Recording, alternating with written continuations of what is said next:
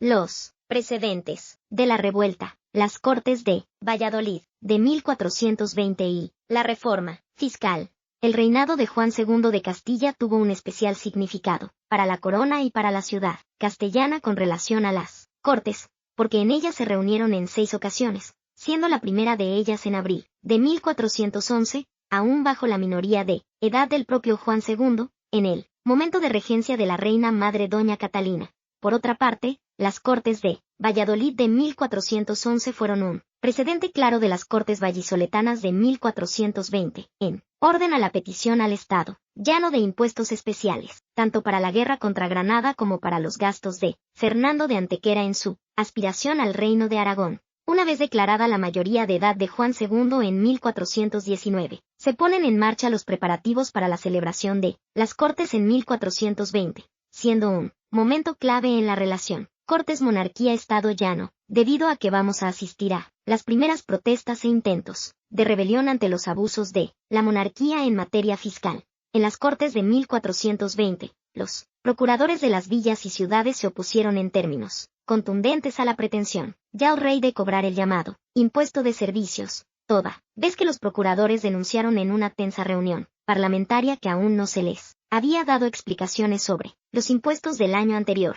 Los procuradores plantearon la cuestión de una urgente reforma tributaria, por una parte, en los baremos y metodología de la recaudación, y, por otra, denunciando diferentes problemas de funcionamiento en la hacienda del reino y en los propios repartos de impuestos y tasas fiscales, tanto municipales como generales.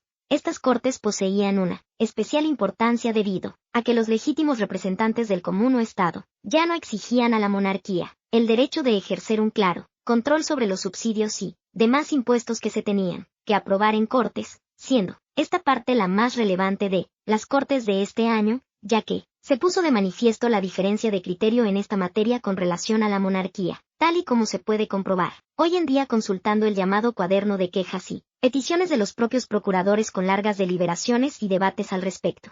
Otro aspecto relevante de estas Cortes fue, sin duda, la defensa de las clásicas libertades municipales y de sus fueros, que chocaban de nuevo con la intención de la monarquía de controlar cada vez más el gobierno de las ciudades castellanas a través del delegado regio, es decir, el corregidor, en contra, por tanto, de la histórica autonomía municipal de las villas y ciudades castellanas. En este mismo sentido, las quejas de los procuradores se extendieron ante lo que consideran abusos del rey, quien concedía numerosas exenciones fiscales al igual que determinadas mercedes regias a su libre albedrío a miembros de la nobleza o del clero, sin el necesario e imprescindible control de las Cortes. El tercer aspecto fundamental de estas Cortes de Valladolid de 1420 lo constituyen las enérgicas protestas de los representantes del común ante el incremento de la inseguridad ciudadana, del crecimiento del pillaje y de los malhechores, así como del funcionamiento deficiente de la administración de justicia, considerada como arbitraria y no objetiva ante determinados delitos contra las personas. Los pasos previos a la batalla, Cortes de Valladolid de 1518 y Cortes de Santiago de Compostela y La Coruña, 1520 a 1521. De especial importancia resultan de nuevo las Cortes de Valladolid de 1518, porque todos los historiadores generalistas, o desde el punto de vista de la historia del derecho español, coinciden en que son, ni más ni menos, el origen de la revolución o guerra de las comunidades. Los hechos se desencadenan ya de forma determinante, ante la llegada masiva de asesores y consejeros extranjeros, en la corte de Carlos I y el consiguiente malestar generado, en Castilla, que hace que los procuradores de las ciudades y villas en las Cortes de 1518 denuncien esta situación y acuerden que no se conceda a extranjeros ni cargos públicos, ni beneficios eclesiásticos. Asimismo, los procuradores plantearon una cuestión importante en la historia de las ideas políticas, que fue la propuesta de una nueva forma de entender las relaciones entre el rey y las Cortes y entre el rey y los súbditos, reclamando lo que se denomina en la historiografía general y jurídica una concepción pactista del poder entre el rey y los súbditos. Del mismo modo, tanto en las Cortes de 1518 como en las Cortes de Santiago y La Coruña de 1520, continuadoras de lo iniciado en las primeras, se plantea de nuevo la cuestión trascendental de que los asuntos graves del reino en opinión de los procuradores, eran las llamadas peticiones de Cortes, sobre todo en lo referente a aprobar nuevos impuestos, los llamados servicios. Argumentaban que su mandato era imperativo y que ellos solo disponían de un voto consultivo y no decisorio planteando las aspiraciones de sus representados. Este planteamiento es novedoso en la historia del parlamentarismo en lo referente, vencido y prisionero. Luciano Sánchez Santarén 1897. Ayuntamiento de Valladolid. 4 efemérides número 38. A la defensa de la prerrogativa de Cortes a la hora de aprobar o no cualquier reforma fiscal, sobre todo, si el rey no había respetado dicha facultad de los representantes ciudadanos. De esta manera, las Cortes de Valladolid de 1518, las Cortes de Santiago y La Coruña, de 1520, en conjunción con lo ilustrado con anterioridad, configuran un estado de la cuestión prerevolucionario que ya dejaba entrever lo que se estaba fraguando, es decir, el levantamiento de las ciudades iniciado por Juan de Padilla en Toledo, al que seguirán otras ciudades, originando los acontecimientos que desembocarán en la batalla de Villalar de 1521. Los hechos se precipitaron con rapidez tras la Junta de Ávila de 1520 y la aprobación de la Ley Perpetua, en la que se ponían al rey condiciones sobre impuestos, fueros y autonomía de las ciudades, etc., que el monarca no podía aceptar. La reunión de Tordesillas y el intento de Valladolid de un cierto compromiso intermedio fracasó y Carlos I procedió a dar poderes a sus representantes el 17 de noviembre de 1520, lo que condujo la situación hacia la guerra. Tras algunas escaramuzas, en febrero de 1521, las tropas comuneras al mando de Padilla se acantonaron en Torrelobatón y los movimientos de las tropas realistas, más rápidos y con más caballería cerca de Peñaflor de Hornija, hicieron que Padilla cometiera el error táctico de intentar acercarse hacia Toro para reunirse con refuerzos que venían de Zamora, León y Salamanca. Craso error, porque los realistas descubrieron el movimiento y les persiguieron, cazando a la infantería comunera cerca del puente de Fierro, al lado de Villalar, en plena lluvia con superioridad que les otorgaban las tropas a caballo. La derrota fue fácil y los líderes fueron encerrados en el castillo de Villalar y luego, días después, ajusticiados, tras la celebración de un juicio sumario por traición. Después de 1521 y la derrota de las comuneros, serían de nuevo las Cortes de 1523, celebradas curiosamente también en Valladolid, donde se puso de manifiesto que el levantamiento seguía sin resolverse, tras plantear los procuradores castellanos la cuestión de que la concesión de servicios tenía relación con la denominada en Cortes respuesta a capítulos, es decir, se dedujo ya una dinámica de enfrentamiento en las Cortes por motivos fiscales entre el rey y los procuradores. Al denunciar estos presuntas ilegalidades en la materia, se ponía de manifiesto que las Cortes castellanas pedían reformas jurídicas fundamentales, sobre todo en 3 cuestiones: controlar la legislación regia, la vigilancia de la observancia por el rey del derecho vigente y, por último, la proposición de medidas legales nuevas en aplicación de su derecho de petición, similar a lo que hoy en día denominaríamos iniciativa parlamentaria. La cuestión, tras la batalla de Villalar de 1521, tras la derrota de Villalar de 1521, resultó evidente que la cuestión no quedó resuelta ni, mucho menos, manteniéndose el malestar y las quejas de los procuradores en estas y otras materias, siendo sobre todo la reclamación y exigencia de mantenimiento del llamado derecho de petición, como legalmente reconocido a villas y ciudades, cuestión que se llevó a Cortes con el carácter de iniciativa parlamentaria y que se concretó posteriormente en los llamados capítulos de Cortes, memoriales y súplicas técnicas parlamentarias nuevas remarcadas después de 1521. 15. A partir de entonces, el derecho de iniciativa legislativa del reino a través de sus procuradores se entendió como aceptado y recogido, como se expresó en los prólogos de todos los ordenamientos de Cortes en los que dicha iniciativa fue previa a la labor legislativa del rey. Sobre su operatividad y eficacia en la práctica no queda ninguna duda de que fue así. Después de 1521, los sucesos de Villalar y el posterior castigo y ejecuciones. De tal manera, fue así como los procuradores en Cortes insistieron en la estricta vigilancia por su parte, del cumplimiento del derecho, vigente como arma contra los crecientes abusos autoritarios de la monarquía, intentando y consiguiendo una interpretación que reforzaba su petición, mediante la técnica de convertir en ley general incluso la que no tuviera tal carácter.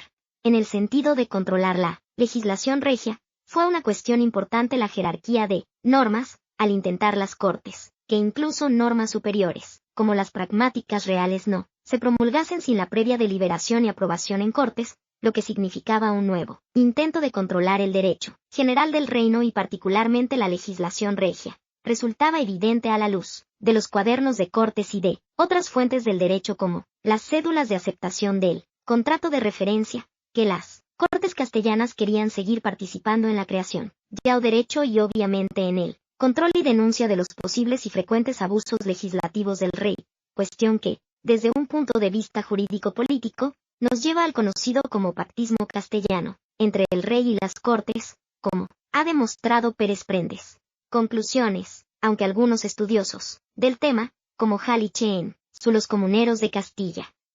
La forja de una revolución, 1475 a 1521, 17, defienden que se trató de una revolución al uso en términos, la batalla de Villalar.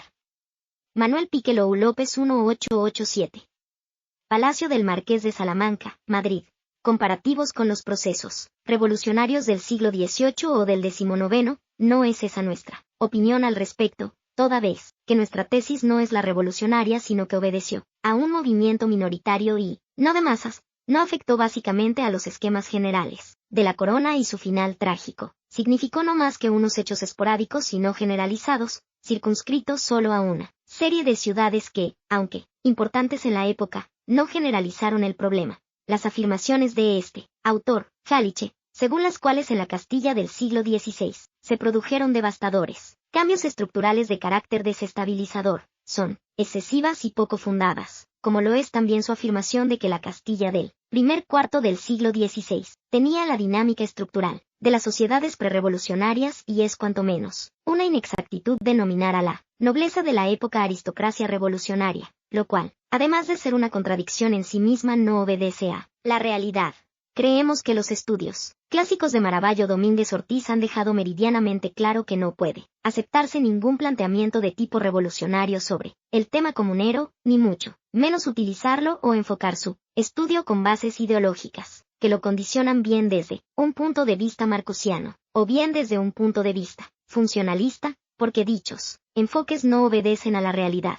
Como indica Maravallo, debe reconocerse y atribuirse a los comuneros unos planteamientos políticos que tuvieron cierta coherencia y novedad, pero no unos principios de doctrina sistemática sobre la organización de la sociedad castellana y española del siglo XVI, y, por tanto, no puede hablarse ni de proceso revolucionario ni, mucho menos de guerra civil, o ataque a la Constitución, como sorprendentemente indica alguno, ya que únicamente fue una revuelta de carácter moderno en España en un momento de crisis política e institucional por el tránsito brusco, de un modelo medieval, ya superado, hacia una universitas cristiana y a un imperio, como el de Carlos V, aunque, eso sí, por todo lo que conformaban dichos cambios, fue la primera revuelta o rebelión, probablemente en toda Europa de características similares. Citas. 1. Sepúlveda, J.G., Historia de Carlos V, en obras completas y 2. Pozoblanco, 1995. 2. Mexía, P. Historia del Emperador Carlos V,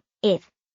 Mata, Carriazo, Madrid, 1945. 3. Santa Cruz, A. Crónica del Emperador Carlos V, volumen I, y 2. Madrid, 1920. 4. Maldonado, J. La Revolución Comunera, Motu Hispaniae, Madrid, 1975. 5. Mártir de Anglería, P. Epistolario Español, en Documentos Inéditos para la Historia de España, tomos 11 y 12, Madrid 1956 y 1957 respectivamente.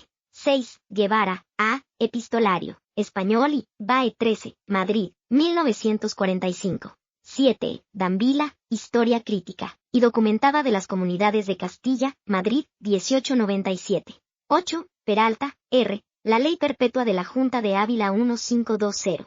Fundamentos de la Democracia Castellana, Madrid, 2010. 9. Merchán Fernández, C. Gobierno Municipal y Administración Local en la España del Antiguo Régimen, Madrid, 1988, p. 145 y ss. 10. Merchán Fernández, C. Los Consejos Castellanos en la Época de las Comunidades y Simposio Internacional de Historia Comunera, Valladolid, 2009, página 141 a 166. 11. Domínguez Ortiz, A. El antiguo régimen, los reyes, católicos y los Austries, Madrid, 1981. 12. Maravall, J.A. Las comunidades de Castilla, Madrid, 1979. Seguimos en este breve estudio la tesis de Maravall genere, sin perjuicio de otras obras posteriores y desde el planteamiento inicial sobre el tema que inició Dávila a fines del 19. 13. Idem. 14. Idem. 15. Idem. 16. Pérez Prendes J.M. Cortes de Castilla, Madrid, ed. 1986. 17. Alicer, S. Los comuneros de Castilla. La forja de una revolución, 1475 a 1521. Valladolid, 1981. P. 91 SS. Doña María Pacheco después de Villalar. Vicente Borrás y Monpó 1881. Museo del Prado de Madrid. Bibliografía. Dávila, Historia crítica y documentada de las comunidades de Castilla, Madrid, 1897. Domínguez Ortiz, A. El antiguo régimen, los reyes católicos y los Austries, Madrid, 1981. Maravall, J.A. Las comunidades de Castilla, Madrid, 1979. Alicer, S. Los comuneros de Castilla.